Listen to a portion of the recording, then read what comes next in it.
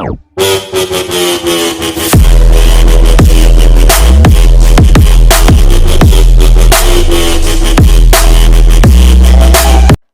Guys, स्वागत है आपका हमारे इस नई वीडियो में। आज है 9 दिसंबर 2020। तो 9 दिसंबर से रिलेटेड जितने भी टॉप 10 मोस्ट इंपोर्टेंट क्वेश्चंस है वो हम आपसे इस वीडियो में डिस्कस करेंगे विद फुल डिटेल। तो आप इस वीडियो को एंड तक देखना। और मैंने वीडियो के लास्ट में आपके लिए क्वेश्चन रखा है, उसका आंसर आपको कमेंट बॉक्स में देना है।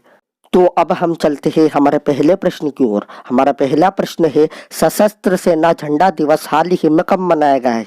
इसका आंसर है ऑप्शन नंबर 1, 7 दिसंबर।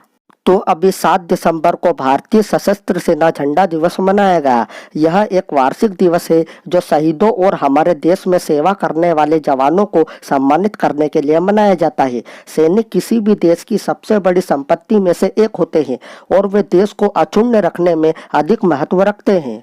अब हम चलते हैं हमारे दूसरे प्रश्न की ओर। हमारा दूसरा प्रश्न है, किस बैंक ने हाल ही में ऋण प्रबंधन समाधान lens the leading solution launch किया है? इसका आंसर है ऑप्शन नंबर 3, पीएनबी बैंक।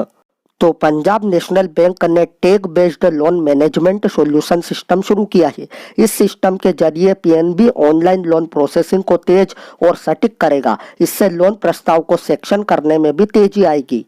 अब हम आपको बताते हैं पीएनबी के बारे में। पीएनबी का फुल फॉर्म है पंजाब नेशनल बैंक। इसकी स्थापना हुई थी 19 मई 1894 में। इसका हेड क्वार्टर है नई दिल्ली में और इसके सीईओ है एस मल्लिकार्जुन राव। अब हम चलते हैं हमारे तीसरे प्रश्न की ओर। हमारा तीसरा प्रश्न है, दुनिया में सबसे छोटी प्रजाति के बंदर हाल ही में कहाँ पाए गए हैं? इसका आंसर है ऑप्शन नंबर 2, ब्रिटेन। अब ये जो ब्रिटेन है ये वर्ल्ड के मैप में कहाँ है? तो आप ये मैप देखिए, ये रहा हमारा इंडिया और ये रहा ब्रिटेन। और आपको ये भी याद रखना है कि ये यूरोपियन कंटिनेंट में है। तो अब हम आपको बताते हैं ब्रिटेन के बारे में। ब्रिटेन की कैपिटल है लंदन। इसकी करेंसी है पाउंड स्टर्लिंग और इसके प्राइम मिनिस्टर है बोरिस जॉनसन। अब हम चलते हैं हमारे चौथे प्रश्न की ओर। हमारा चौथा प्रश्न है, किस राज्य ने प्रवासी पक्षियों को बचाने के लिए हाल ही में पक्षी उत्सव आयोजित करने की घोषणा की है? इसका आंसर है ऑप्शन नंबर 3, बिहार। तो अब हम आपको बताते हैं बिहार के बारे में। बिहार की कैपिटल है पटना। इसके चीफ मिनिस्टर है नीतीश कुमार और इसके गवर्नर है फागू चौहान।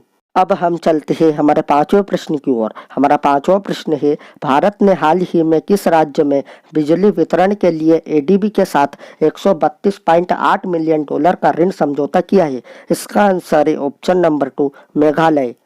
तो अब हम आपको बताते हैं मेघालय के बारे में। मेघालय की कैपिटल है शिलोंग। इसके चीफ मिनिस्टर है कॉनरेड संगमा और इसके गवर्नर है सत्यपाल मलिक। अब हम आपको बताते हैं एडीबी के बारे में। एडीबी का फुल फॉर्म है एशियन डेवलपमेंट बैंक। इसकी स्थापना हुई थी 19 दिसंबर 1966 में।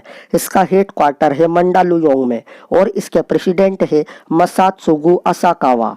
अब हम चलते हैं हमारे छठे प्रश्न की ओर। हमारा छठा प्रश्न है, कौन हाल ही में 2021 में फीफा क्लब विश्व कप की मेजबानी करेगा? इसका आंसर है ऑप्शन नंबर 1, जापान। अब ये जो जापान है ये वर्ल्ड के मैप में कहाँ है? तो आप ये मैप देखिए, ये रहा हमारा इंडिया और ये रहा जापान। और आपको ये भी याद रखना है कि ये एशियन कंटिनेंट में है।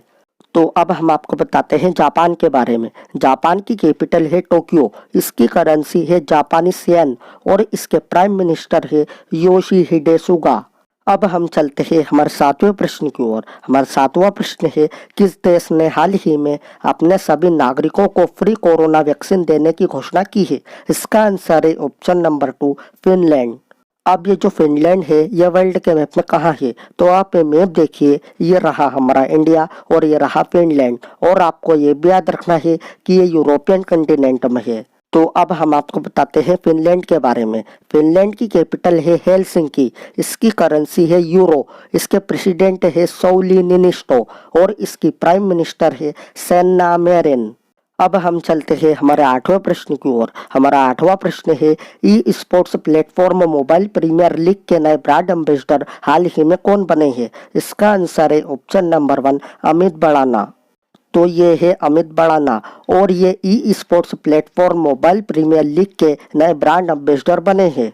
अब हम चलते हैं हमारे नवे प्रश्न की ओर। हमारा नवा प्रश्न है, किसने हाल ही में द्वितीय कैंसर जीनोम एटलस 2020 सम्मेलन की अध्यक्षता की है? इसका आंसर है option number 2, doctor Harshvardhan Singh.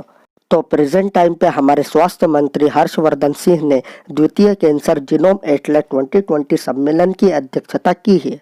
तो अब हम चलते हैं हमारे अंतिम प्रश्न की ओर। हमारा अंतिम प्रश्न है, रोमांसिंग टारगेट्स पुस्तक को किसने लिखा है? इसका आंसर है ऑप्शन नंबर 3, निधि वाढेरा। तो ये है निधि वाढेरा और इन्होंने रोमांसिंग टारगेट्स पुस्तक को लिखा है। तो मैंने कल आपसे वीडियो के लास्ट में एक प्रश्न पूछा था, 12वां ब्रिक्स शिखर सम्मेलन 17 नवंबर को किस देश की अध्यक्षता में आयोजित किया गया है? इसका आंसर है ऑप्शन नंबर 3, रूस। अब आपके लिए एक प्रश्न है, इस प्रश्न का उत्तर आपको कमेंट बॉक्स में देना है। तो ये रहा आपका प्रश्न, किसने भारतीय कपास का पहला ब्रांड एवं लोगो लॉन्च किया है? अगर आपको वीडियो अच्छी लगी हो तो please like, share and subscribe जरूर करना। मैं मिलता हूँ आपसे अगली वीडियो में।